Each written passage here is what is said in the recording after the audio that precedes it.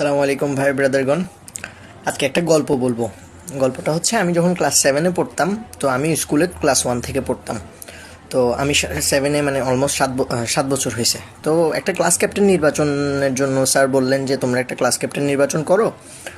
তো ওখানে আমি দাঁড়াইছি, and I am very confident, not only confident, আমি ওভার কনফিডেন্ট ছিলাম যে আমিই জিতবো, যেহেতু আমাকে সবাই ভোট দিবে এবং ওটা আমার আশা ছিল খুবই। ইয়ে তো পরে যেদিন নির্বাচন হইল, তা আমাদের আরও দুই একজন দাঁড়াইছে নির্বাচনে, ক্লাসমেটস।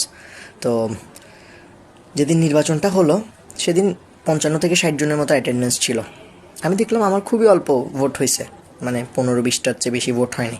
আমি খুব আশাহত হয়েছি যে আমার হইল না, কেমনে কি। সো আমার যে ওভার কনফিডেন্স ছিল, এটা ভেঙে গেছে। যদিও এটার পিছনে একটা কারণ আছে, যে আমার খুব ক্লোজ ফ্রেন্ড 5জন, আমরা একই বেঞ্চে বসতাম।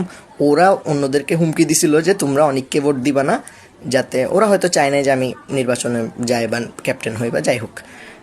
ওইটা বাদ, কিন্তু ওভার কনফিডেন্সের বিষয়টা, আসলে যেখানে জনগণ আপনাকে নির্বাচিত করবে, সেখানে ওভার কনফিডেন্ট হওয়ার কোনো সুযোগ নেই।